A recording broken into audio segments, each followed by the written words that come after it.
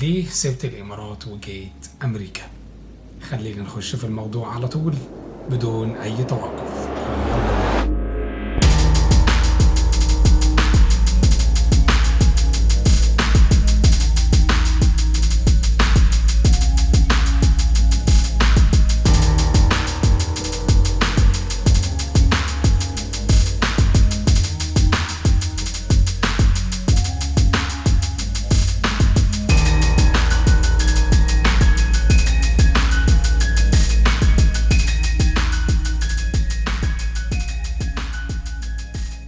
المرة دي أنا بعمل فيديو مختلف عن كل مرة، فالفيديو النهاردة عن ليه أنا قررت أسيب العيشة في الإمارات وجيت أمريكا.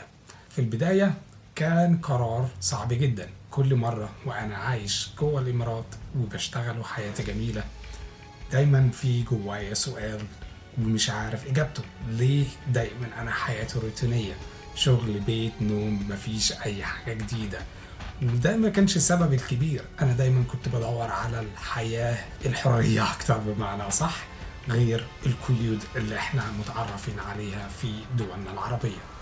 وده مش تقليلا من دولة الامارات او اي دولة عربية، بل بالعكس، بصراحة هي واحدة من اجمل الدول اللي انا عشت فيها وقضيت فيها وقت جميل جدا، وعملت اصدقاء بصراحة جيدين جدا وكانوا معايا في اعز الاوقات في حياتي.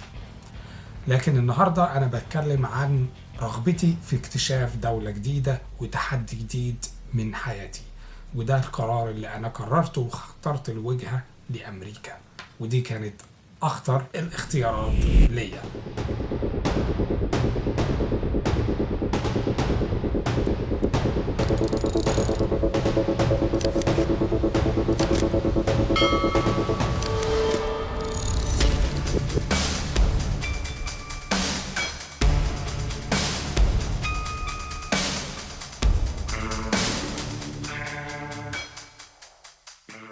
أزحم مدينة ممكن تلاقيها في أمريكا، ومن أخطرهم على فكرة، لدرجة إن أنا أخدت فترة كبيرة جدا على ما إن أنا أتعرف على السبواي وأعرف كل القوانين والحاجات دي. والمواجهة الكبيرة ليا إن أنت لازم تدور على شغل، لأنك أنت سبت شغلك وسبت حياتك، فأنت بتبدأ حياة من أول وجديد.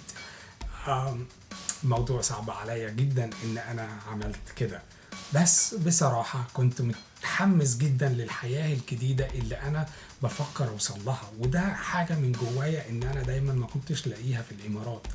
هناك في أمان، وفي هناك على فكرة معاملة كويسة جدا، بس من رغم كل حاجة كانت متوفرة، فأنا كنت بحب التحدي إن أنا عاوز أوصل لبلد معينة في دماغي. وهنا في أمريكا أول تحدي ليا كان اللي هو الفرق ما بين اللغة والفرق ما بين العادات والتقاليد والأكل، وإن أنا بدور على أكل حلال. والمساجد هنا الحمد لله كل حاجة متوفرة، قدرت إن أنا أكون موجود في كوميونيتي عربي هنا موجودين، والحمد لله كل حاجة بتبقى موجودة. بس كان دايما عندي في صعوبة في اللي هو برضو الجو، فرق الجو ما بين الإمارات وما بين أمريكا. الجو هنا بيكون تلج جدا، وفي الحر برضو بيوصل لدرجة حرارة كبيرة، بالذات بعد ما جيت هنا. حاجة تانية اللي أنا كان نفسي إن أنا أدور عليها وتكون موجودة في الإمارات ما لقيتهاش في أمريكا، غير إن إحنا دايما بنكون شغالين وبيكون عندنا عقود عمل، لكن إن أنت هنا بتيجي بتكون مقيم وبتتحول إقامتك بعد كده لإقامة دايمة، وبعدين بتحصل على الجنسية. أنتوا كلكم عارفين الكلام ده بالتحديد. وده شيء بالنسبة لي كان حاجة أنا بدور عليها. أنا بالنسبة لي هفضل عايش في الإمارات سنة 2 3 4 وحتى 5 سنين توصل وانت شغال وكل حاجة، لكن مجرد ما انت عقدك بينتهي فانت خلاص مالكش اي حاجة في البلد، بترجع وبتسيب البلد كأنك زي ما عملتش اي حاجة. فده بالنسبة لي كان يعني ايه اللي انا عاوز اوصل له؟ ولا شيء. انت عملت فلوس، ممكن ترجع بلدك وتعمل بيزنس، او ممكن ان انت تسافر تاني وتفضل تشتغل لحد ما عمرك يتقدم ويبقى معاك فاميلي وعيلتك واولادك هناك. بس بعد كده الدايرة بترجع تاني، يعني ابنك هيعيش هيبقى نفس الكلام.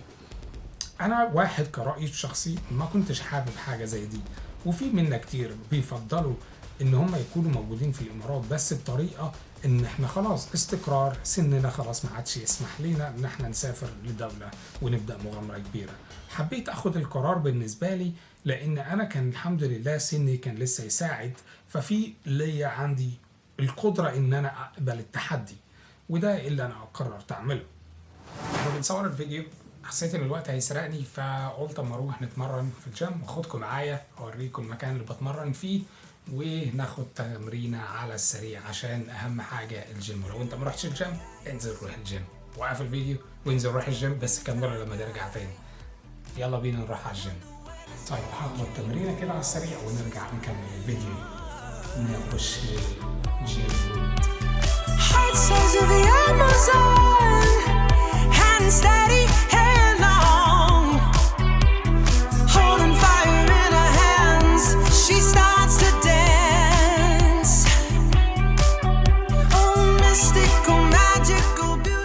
ننزل ناخد جولة بره كده في الشارع، نشرب شوية قهوة وندردش مع بعض. يلا بينا نشوفكم هناك.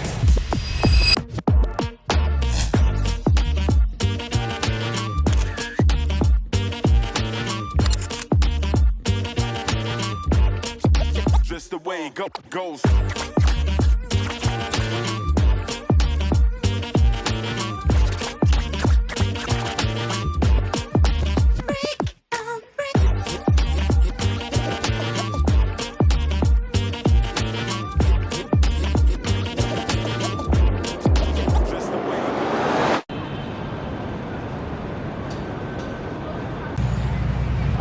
طيب لقينا حته كويسه هاديه شويه نعرف نتكلم. anyway في النهايه انا عاوز اقول لك ان انت عندك الفرصه كبيره ان انت تقدر تعمل كل حاجه.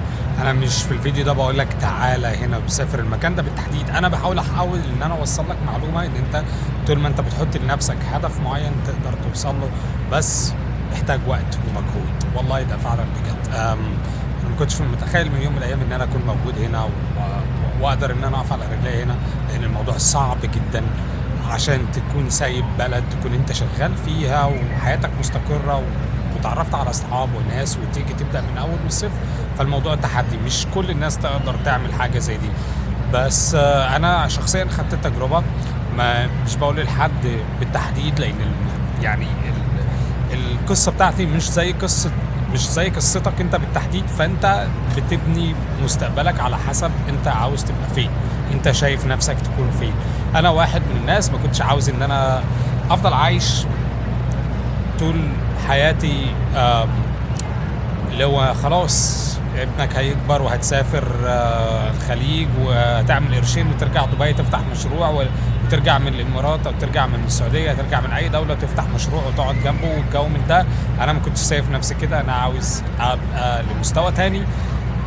وده اللي انا كنت بفكر فيه. الحمد لله ربنا وصلني هنا، وهي القصه بقى هل هكمل وكده ده اللي هنعرفه بقى في الفيديوهات الجايه.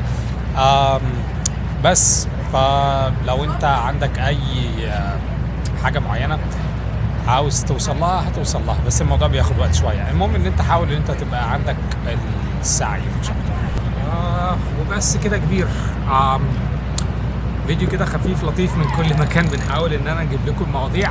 لو عجبك الفيديو لايك جميل، اشتراك، اكتب لي في التعليقات